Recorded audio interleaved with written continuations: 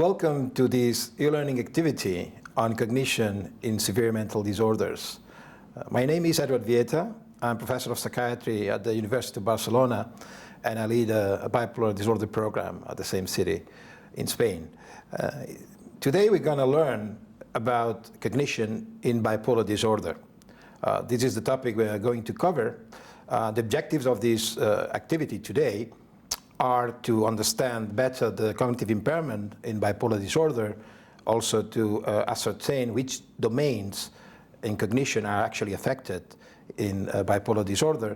We will learn as well whether patients at early stages are actually impaired or is it just the consequence of the progress of the condition. We will also learn the effects on functionality and the factors that are involved in cognitive impairment and functional impairment. And for that objective, we actually have a great guest who is actually co-chairing this activity with myself. He's an eminent professor, and he's a good friend as well, Professor Lakshmi Yatam. He comes from Vancouver. He's professor of psychiatry at the University of British Columbia. And he's actually the president-elect of the World Federation of Societies of Biological Psychiatry, which is a federation that is endorsing this activity. So Lakshmi, welcome. Thanks very much, Edward. Pleasure to be a part of this program. Thanks for inviting me. You're actually a great expert on this condition, and I would like you to tell us more about cognitive impairment in bipolar. So, we used to believe that cognitive impairment is part of schizophrenia and that bipolar patients are spared cognitive problems. But of course, the research that's been done over the past 20 years clearly suggests that people with a bipolar disorder do have significant impairments in cognitive functioning, even when they're euthymic. And that's the key thing, right? Even when they're not symptomatic, they seem to have cognitive problems. And also what's clear is that the impairment is, in terms of the magnitude of impairment, it's in the range of about 0.5 to 0.7. So that's different compared with those that have schizophrenia, where we typically see the impairment is about 1 standard deviation greater than what might be expected, whereas those with a bipolar disorder, it's less, about 0.5 to 0.7, but it's clearly there. Mm-hmm.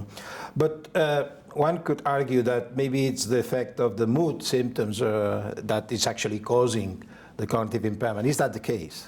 Of course. I mean, that's often what people think, right? Because we know that people with a bipolar disorder have depressive symptoms and manic symptoms. And if you do the testing at that time, their concentration is impaired. So one might expect problems in cognition in people with a bipolar disorder.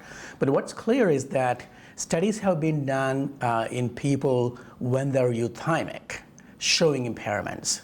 Now, when those data came out, some people started saying, well, even when they're euthymic, they have subsyndromal mood symptoms. So could those also explain the impairment? So more recently, there are meta-analyses that have been done looking at studies where euthymia was defined much more rigorously. And even those studies seem to actually suggest cognitive problems in bipolar patients. So I think based on those data, we can safely say, while mood symptoms may impact cognitive functioning, it's clear that even in the absence of mood symptoms, bipolar patients do have cognitive problems. Okay, but in fact, in my experience, I have patients who don't actually show any cognitive impairment. So does everyone show that cognitive impairment? Is it something that happens in some patients, not everyone? Yeah, great question, because obviously, when we make a diagnosis of bipolar disorder in people, particularly in younger people, that's one of the questions that people tend to worry about. So again, what the research suggests is that not every person, as your experience suggests, has impairment in cognitive issues. What the data suggests is that about 1/3 of bipolar patients have impairment across all domains. And another 1/3 of bipolar patients have impairment in some domains of cognitive issues, and 1/3 seem to be cognitively intact. So it's quite interesting that not everybody has cognitive problems. And then what are the factors that explain the cognitive impairment that we see in some but not all patients? Yeah, highly relevant, isn't it, from the clinical perspective? Because if these people have cognitive problems, we want to know, are there things that we could do as clinicians to sort of minimize those cognitive problems in bipolar patients? So some of the studies that have looked at the cognitive functioning has tried to determine what factors might affect cognitive function in bipolar patients. And I think what the data suggests so far is that patients that have had multiple mood episodes are the ones that seem to have more impairment.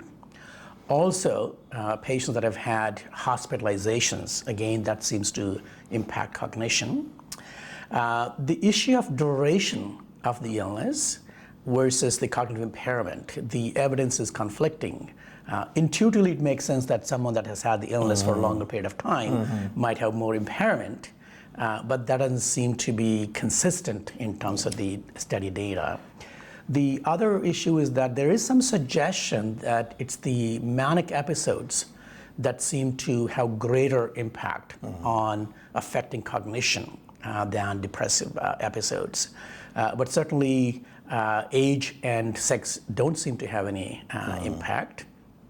There's some suggestion that the weight can affect cognition. So if you're treating bipolar disorder with medicines that cause a lot of weight gain, that might adversely affect cognition as well. So maybe the duration, the relevant thing is whether the patient was properly treated or not, things like this, right? That could be the other factor too, of course. So if manic episodes, particularly manic episodes, have an impact, it also threshold depressive symptoms, as you mentioned, Right. have an impact. But in fact, maybe this is the result of the progression of the illness. So are people who are at the onset of illness, who are at early stages, are they impaired as well? Yeah, another good question. And we asked the same question about, I would say, 12, 13 years ago, because when the data started coming out showing that bipolar patients have cognitive impairment, we started thinking maybe it's got to do with the progression of the illness. So if we can identify people at the disease onset, after they've had their first manic episode, perhaps they don't have any cognitive problems, and then maybe we can treat them and see if we can prevent that cognitive impairment. So we started a first episode mania program trying to answer that particular question. And to our surprise, when we did the data analysis in patients that have had their first manic episode when they remitted from that mania, we actually did find cognitive impairments even at that early stage of the illness. But what's interesting, though, is that the magnitude of impairment was smaller. Right. So if someone has had a bunch of mood episodes, and let's just say the magnitude of impairment in terms of the effect sizes is, let's say, 0.5 to 0.7, in that group, in the early stages, it seemed more like perhaps 0.3 to 0.5, 0.6. Yeah. So while impairment is there, it seems to be smaller in the early stages of the illness. Yeah, but these are still first episode patients, so what you see is probably the result of the first episode. Maybe at premorbid stages, these people might not be impaired or just less impaired, right? Yes, again, I think there are some studies that have looked at people that have not had manic or depressive episodes, but have vulnerability to develop bipolar disorder. And even in those people, there seems to be some impairment, but as you say, the impairment seems to be much smaller. And if you actually look at even earlier stages, like when they're younger, there seems to be no impairment, as some of the studies by Mary Cannon suggest. Right. So it almost seems like you start with no impairment, and then you have a little bit, and then when you have an episode, you got some more. Obviously, this has great implications for clinical practice because you don't want your patients to have a relapse because every relapse may carry a greater risk, right? So in these early patients or the early stage patients, are there the same factors that influence cognitive impairment as in multiple episodes, or is it different? So one of the things that we looked at was because we assessed patients after they've had their first manic episode, and because we know about 2/3 of these patients will have had previous depressive episodes. So we looked at, well, could that have an impact. People that have had multiple depressive episodes versus a third of patients that have not had any previous depressive episodes.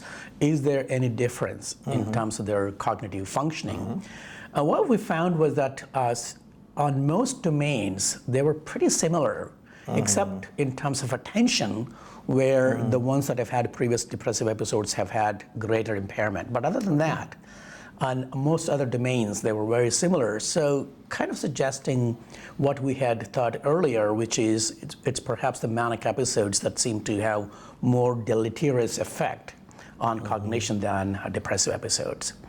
The other interesting thing that we found was that when we looked at the impact of different treatments in the early stages of the illness, we found that the drugs that block D2 receptors very strongly, such as risperidone, seem to have greater negative impact on cognitive functioning. So in other words, patients that were treated for their manic episode with strong D2 blockers such as risperidone had greater impairment in executive functioning compared with those that were treated with a mood stabilizer alone or mood stabilizer plus other atypicals that don't have as strong D2 blockade as risperidone.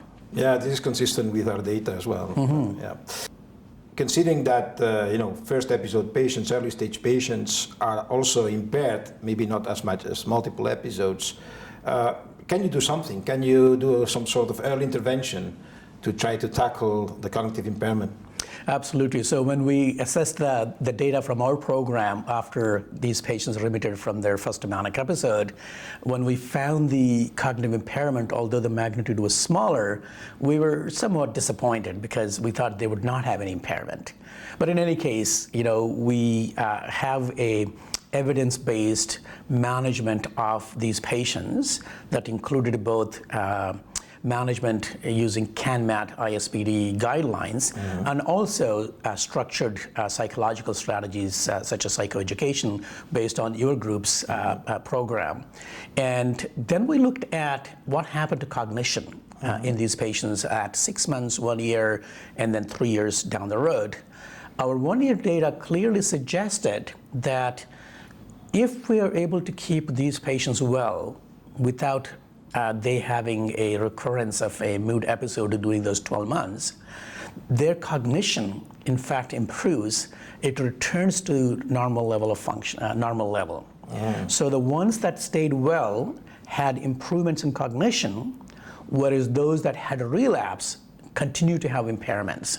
So I think the message to us as clinicians and to our colleagues is that identify or diagnose bipolar patients earlier on, manage them with the best evidence-based strategies, keep them well, and that gives them the best chance of staying well. Yeah, that's very clear. So the combination of pharmacotherapy plus psychoeducation is certainly critical. Absolutely. Yeah.